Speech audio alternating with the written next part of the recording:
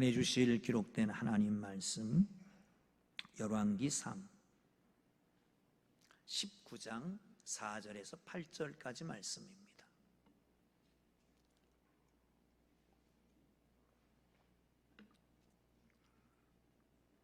열왕기상 19장 4절에서 8절까지 말씀 찾으셨으면 우리 함께 읽겠습니다.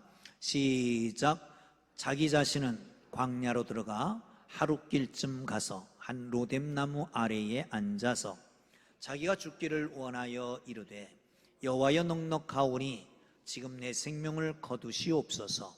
나는 내 조상들보다 낫지 못하니이다 하고 로뎀나무 아래에 누워 자더니 천사가 그를 어루로 앉으며 그에게 이르되 일어나서 먹으라 하는지라. 본즉 머릿맡에 숯불에 구운 떡과 한 병 물이 있더라. 이에 먹고 마시고 다시 누웠더니 여호와의 천사가 또 다시 와서 어루만지며 이르되 일어나 먹으라. 내가 갈 길을 다 가지 못할까 하노라 하는지라.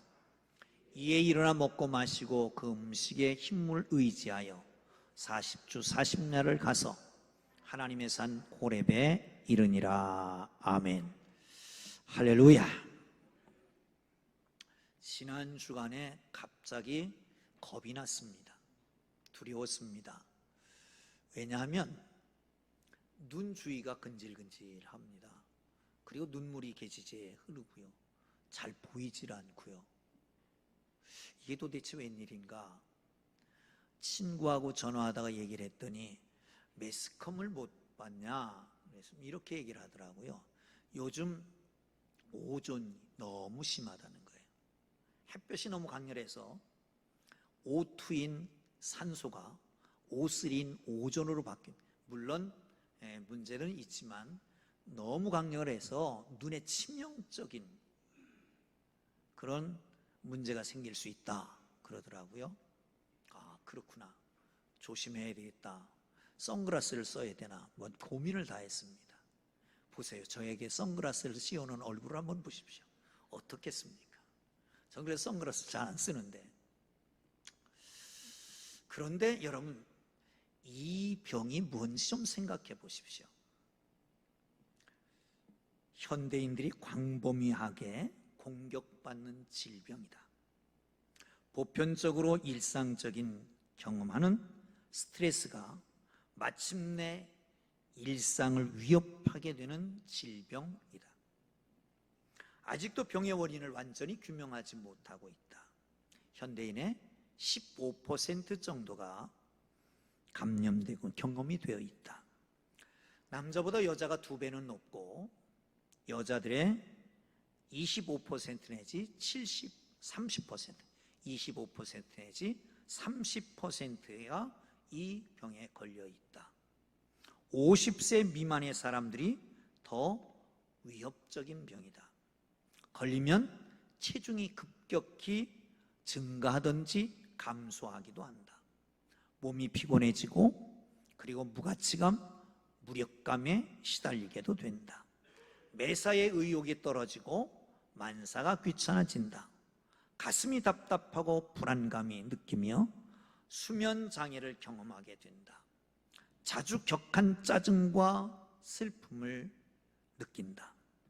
좀 더 증상이 심해지면 죽어버릴까 생각도 한다. 실제 이 병에 걸린 사람의 약 15%는 실제로 자살을 시도하기도 했다. 그런데 이 병은 치료가 될 수 있고 완치될 수 있다. 80%는 이미 완치되었다. 이 병이 뭘까요? 이 병은 우울증이라고 하는 질병입니다. 여러분, 그런데 성경에도 이런 증상이 나타났던 사람들이 있습니다. 구약의 영웅, 그러면 다윗을 들 겁니다. 사무엘상 20장 3절에서는 다윗이 이렇게 말합니다. 나와 죽음 사이가 한 걸음밖에 되지 않는다. 시편에서는 내 영혼아 어찌하여 낭망하며 어찌하여 불안해하는가. 죽음의 위협, 낭만과 불안에 휩싸여 있었다는 거지요.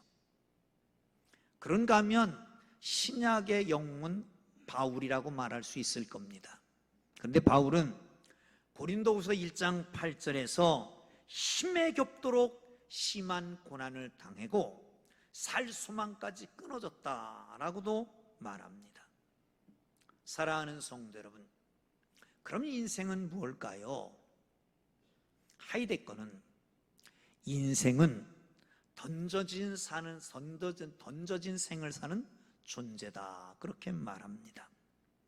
어느 때 보면 하늘을 나를 것 같습니다. 그런데 갑자기 나락이 없는 깊이 떨어지는 것 같은 경험을 합니다. 인생은 정말 고독합니다. 누가 뭐라고 위로를 해도 그 깊은 곳에 있는 그 문제는 해결할 수 없어 고독에 시달리고 불안에 쏟고 그리고 죽음의 충동까지도 느끼게 됩니다. 여기 또 하나의 영웅이 있습니다. 갈멜산의 영웅 엘리야라고 하는 사람입니다. 오늘 본문에 보시죠. 4절을 함께 읽겠습니다. 시작. 4절 시작. 자기 자신은 광야로 들어가 하룻길쯤 가서 한 로뎀나무 아래에 앉아서 자기가 죽기를 원하여 이르되 여호와여 넉넉하오니 지금 내 생명을 거두시옵소서. 나는 내 조상들보다 낫지 못하니이다 하고. 아멘. 영웅 엘리야, 갈멜산에서 기도하니까 불이 떨어졌고 850대 1로 싸워서 승리하고 그들을 목베이고 3년 6개월 동안 비가 오지 않던 하늘을 열고 비가 쏟아지게 만들었던 엘리야가 이게 웬일입니까? 나 자신의 생명을 거둬주옵소서. 더 이상 살 소망이 없습니다. 나는 조상들보다 낫지 못합니다. 나는 살 기운이 없습니다. 나의 생명을 거둬가 주옵소서.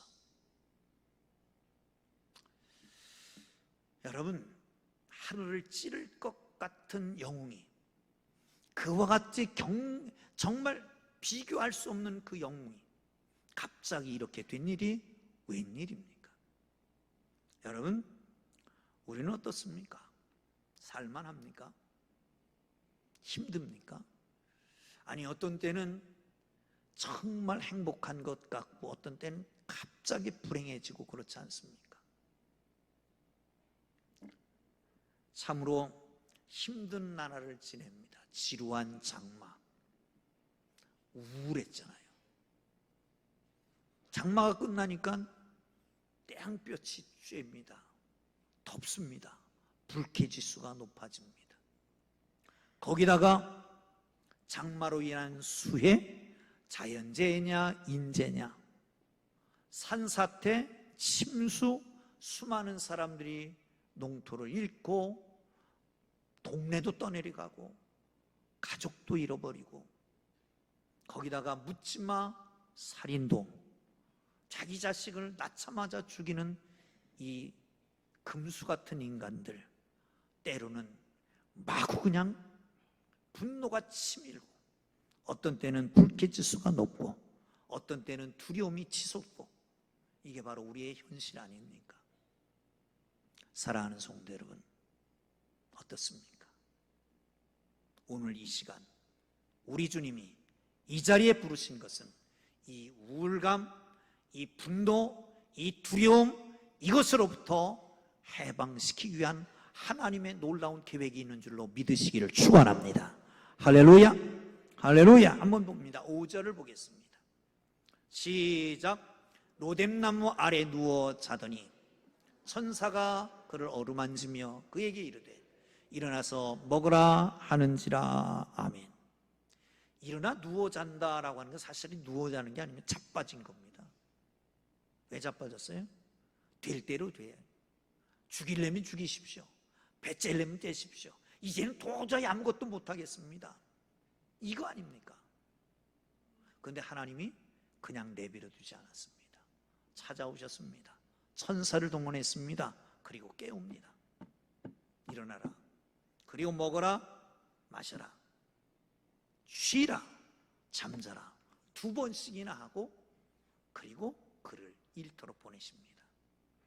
사랑하는 성도 여러분, 우리는 영적인 사람들이기 때문에, 성령이 충만하기 때문에 무슨 일만 생기면 영적인 문제다, 정신적인 문제다라고 치부하기도 합니다. 그러나 여러분, 정신적인 문제, 신경적인 문제가 다 그런 게 아니라 육체적인 문제일 수도 있다라고 하는 것을 기억하시기를 주의 이름으로 축원합니다. 왜 이랬을까요? 왜? 엘리야가 너무 바빴습니다. 너무 피곤했습니다. 기진했습니다. 왜? 얼마나 바쁘게 다녔습니까? 얼마나 많은 일을 했습니까? 거기다가 갈멜산에서 기도하던 일을 보십시오. 하늘에서 불이 쏟아졌던 일을 생각하십시오. 850대 1로 싸우던 걸 생각해 보십시오. 얼마나 긴장했겠습니까? 7번 기도했는데 손바닥만한 구름이 떠오르는 걸 생각해 보십시오. 그 7번 기도하는 건 얼마나 진액을 짜내는 기도였겠어요. 정말로 탈진했습니다. 너무 바빴습니다. 그렇기 때문에 지금 쓰러져 있는 것입니다. 종종 사람들은 자기의 어떤 것을 이루기 위해서 달려갑니다. 그리고 다 이룹니다. 성공합니다. 그리고 나서 보니까 허탈해집니다. 그때에 죽고 싶다 하는 생각도 하게 됩니다. 사랑하는 성도 여러분, 하나님께서는 그러나 그냥 대비로 두지 않고 찾아오셔서 먹이고 마시고 쉬게 하고 재우고 그렇게 하십니다. 사랑하는 성도 여러분, 우울증이라고 하는 것도 사실 우울증 예방 체제에 보면 3가지 정도로 요약됩니다. 첫째, 과로를 피하고 충분한 휴식을 취할 것. 2번째, 영양관리와 자기 자신에게 맞는 수면 습관을 유지할 것. 3번째, 경쟁적인 생활 태도를 버리고 즐겁게 살아갈 것. 그런데 이것을 거꾸로 하면 그러면 우울증 걸리는 거예요. 경쟁적인 라이프 스타일을 가지고 긴장하고 살고 영양관리 제대로 하지 않고 잠 못 자고 그뿐만 아니라 과로하고 그러면 그렇게 걸릴 가능성이 높다는 거죠. 그러니까 이 모든 것으로부터 자유케 되려면 육체를 잘 보존해야 된다. 필립 켈러라고 하는 분이 있습니다. 이분은 목사님인데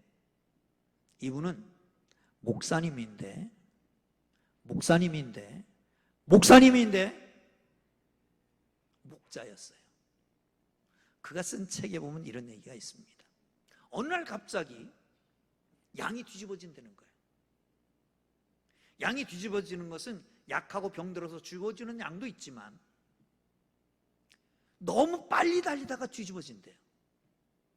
근데 이 뒤집어지고 나면 자기 몸으로 일어서지를 못한다는 거예요. 그래서 목자가 이렇게 세워줘야죠. 선한 목자는 그래서 늘 양을 체크합니다. 그러다가 뒤집어진 양이 있으면 세워줍니다. 왜? 뒤집어진 양은 맹수의 타겟이 되기 때문에, 독수리나 맹금류의 타겟이 되기 때문에. 그래서 뒤집어지면 자기가 못 일어나니까 도망갈 수 없으니까 그냥 타격이 되는 거예요. 그래서 이렇게 세운다라고 말합니다. 사랑하는 성도 여러분, 혹시 약해서 뒤집어졌습니까? 무능해서 뒤집어졌습니까? 너무 빨리 달리다가 힘들어서 뒤집어졌습니까?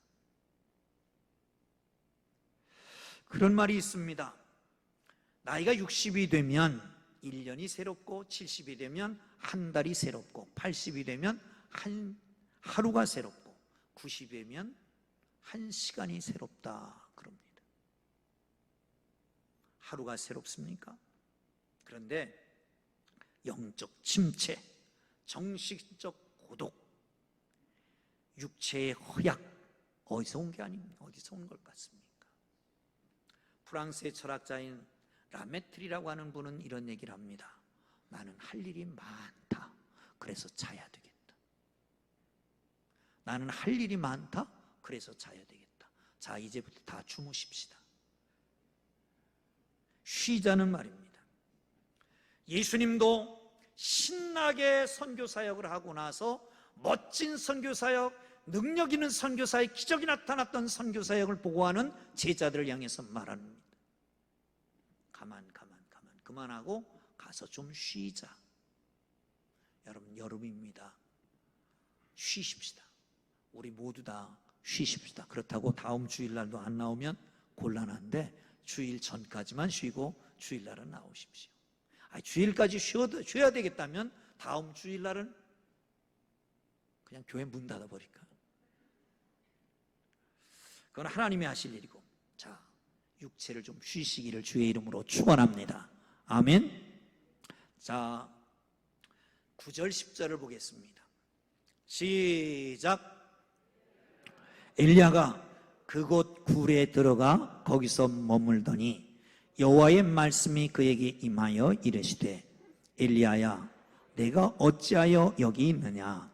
그가 대답하되, 내가 만군의 하나님 여호와의 열심히 유별하오니 이는 이스라엘 자손이 주의 언약을 버리고 주의 제단을 헐며 칼로 주의 선자를 죽였음이오며 오직 나만 남았거늘 그들이 내 생명을 찾아 빼앗으려 하나이다. 아멘.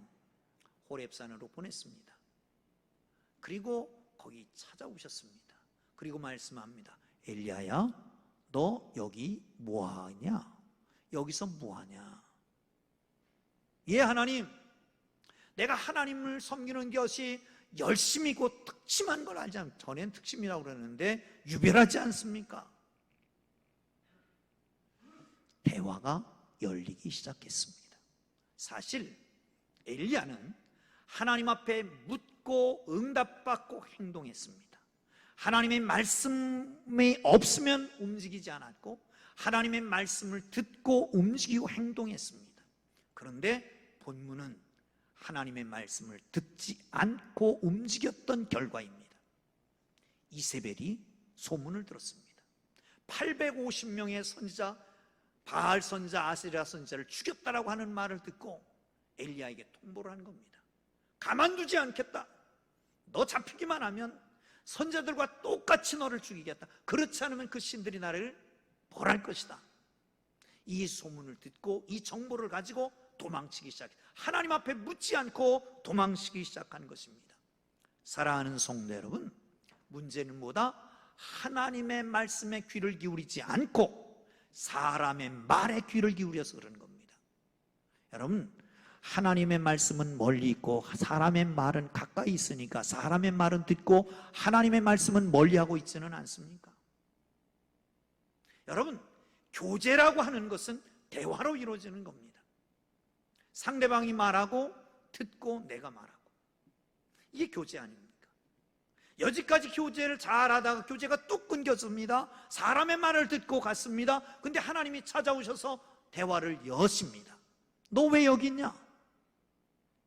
하나님 나 알지 않습니까? 내가 하나님 섬기는 게 다른 사람보다 유별나지 않습니까? 대화가 다시 열리기 시작합니다. 사랑하는 성도 여러분, 하나님의 말씀을 듣게 되기를 주의 이름으로 축원합니다. 하나님께 말씀을 아뢰기를 주의 이름으로 축원합니다. 하나님의 말씀을 언제 듣습니까? 딴 데 들으려고 하지 마세요. 언제 들어요? 예배 때 들으시기를 주의 이름으로 축원합니다. 예배는 태초부터 정해놓은 것입니다. 우리가 예수 믿을 때부터 정해진 것입니다. 바로 그 시간에 하나님이 말씀하시기 위해서 하나님이 부르시는 걸 믿으시기를 축원합니다. 어쩌면 이 시간에 하나님께서 여러분을 부르신 것은 오늘 이 시간에 하나님이 하시는 말씀이 있어서 그런 건 줄 믿으시기를 축원합니다. 아멘. 그렇게 긴장하고 그렇게 마음을 다짐하고 하나님 앞에 기대하고 예배에 나오면 하나님의 음성을 듣고 문제가 해결될 줄로 믿으시기를 축원합니다. 뿐만 아니라 시간을 정해놓고 하나님 앞에 이 말씀을 보십시오. 그러면 그 말씀이 틀림없이 그 순간 그날을 쓰는 말씀이 될 줄로 믿으시기를 축원합니다. 아멘. 그리고 기도하는 거예요. 여러분, 사람의 말 귀를 기울이지 마세요. 물론 지혜로운 말도 있을 수 있습니다. 근데 사람에게 동정을 구하지도 말고 인정받으려고 하지도 마십시오. 왜? 도둑놈은 도둑질하는 사람을 좋아합니다. 불의한 사람은 불의한 일을 행하는 사람을 자기 편으로 생각합니다. 미학에 보면 폴 켈트 그리고 립스라고 하는 사람의 이론 가운데에 감정이입설이라고 하는 게 있습니다. 우리가 나무를 봅니다, 꽃을 봅니다, 금을 보고 그리고 색채를 봅니다. 그런데 사실은 그건 다 무생물이지만 내 속에 있는 것을 감정을 이입해서 그것에 생명을 불어넣고 그걸 보는 거라는 거예요. 다른 말로 하면 무슨 말이냐 하면 내 속에 아름다움이 있기 때문에 아름답게 보인다는 거예요. 내 속에 귀한 것이 있기 때문에 귀하게 보이는 거예요. 똑같은 맥락에서 사람들이 나를 평가할 때에 그거에 귀를 기울이지 말라는 거예요. 왜? 그것은 자기 마음이지 내를 객관적으로 보는 게 아니란 말이죠. 또 다른 말로 하면 여러분, 사람을 보면서 단점만 보는 사람이 있습니다. 사람을 보면서 책망하는 사람이 있습니다.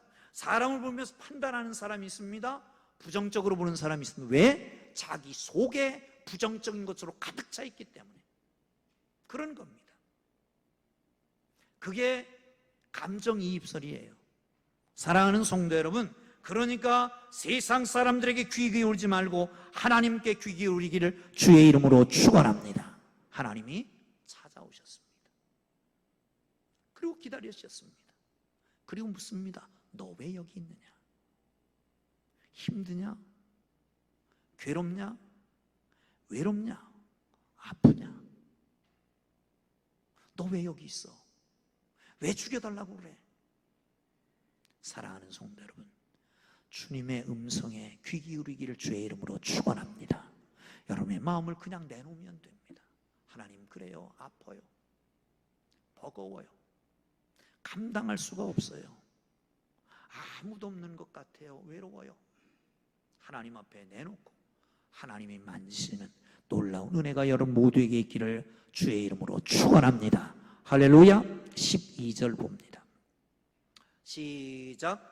또 지진 후에 불이 있으나 불 가운데에도 여호와께서 계시지 아니하더니 불 위에 세미한 소리가 있는지라. 아멘. 이제 하나님이 나타나신대요.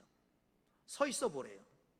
그런데 바람이 지나갔어요. 태풍이 지나간 거예요. 하나님이 안 계셨어요. 지진이 났어요. 저 전라도에서 4.몇 강진이 발생했다면서요. 지진하고 막 흔들어 놨어요. 그런데도 보이질 않아요. 불이 났어요. 아, 여기는 하나님이 계시겠다. 거기는 호렙산이었고 호렙산에서 저 선배 모세는 떨기나무 불꽃 가운데서 하나님을 만났으니까 불은 기대가 있었을 겁니다. 그런데도 보이지 않았습니다. 그리고 세미한 음성이 들립니다. 그래, 네가 혼자이냐?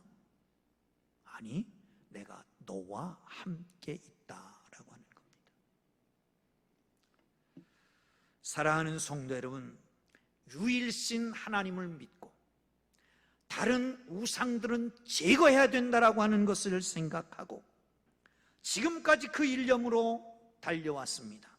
이제 그들을 다 죽이고 이제는 다 이루었다. 850명을 죽이고 일단 사명을 다 감당했단 말이죠. 그런데 더 이상은 하나님이 안 계신 것 같습니다. 외출하신 것 같습니다. 부재 중인 것 같습니다. 그래서 내 생명을 오히려 다른 사람이 찾고 있는 것 같습니다. 이런 우울증 환자들은 가족 중에 누구 하나가 아니면 친구 중에 누구 하나가 지속적인 관심을 가지고 곁에 있어주면 놀랍고 급격한 증세가 호전된다라고 말합니다. 그런데 보십시오. 사람이 아니라 전능하신 하나님께서, 나의 속사정을 아신 하나님께서, 모든 것을 아시는 전지하신 하나님께서 찾아오셨습니다. 그리고 만나 주십니다. 세미한 음성으로 말씀하십니다. 너는 혼자가 아니고 내가 있다라고 말하는 거죠. 2000년 전에 한 분이 우리에게 나타나셨습니다. 죄범한 인류를 위해서 친히 속죄의 주님으로 오신 주께서 이 땅에 오실 때에 진정한 왕이시면서 힘센 제왕의 모습으로 오시지 아니하고 온 인류를 심판할 심판자이시면서 재판관으로 오시지 아니하고 만인의 주인이시면서 주인의 모습이 아니라 종으로 오신 예수님 강보에 싸서 오셔서 그의 이름은, 그의 별명은 임마누엘, 내가 너희와 함께 있으리라 라고 하는 거지요. 사랑하는 성도 여러분, 그 주님께서는 세상을 떠나시면서 말씀하십니다. 내가 세상 끝날까지 너희와 함께 있으리라.